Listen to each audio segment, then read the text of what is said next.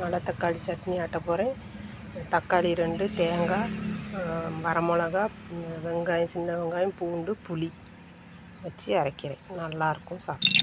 3 spoon எண்ணெய் ஊற்றிருக்கிறேன். வெங்காயம் போடுறேன்.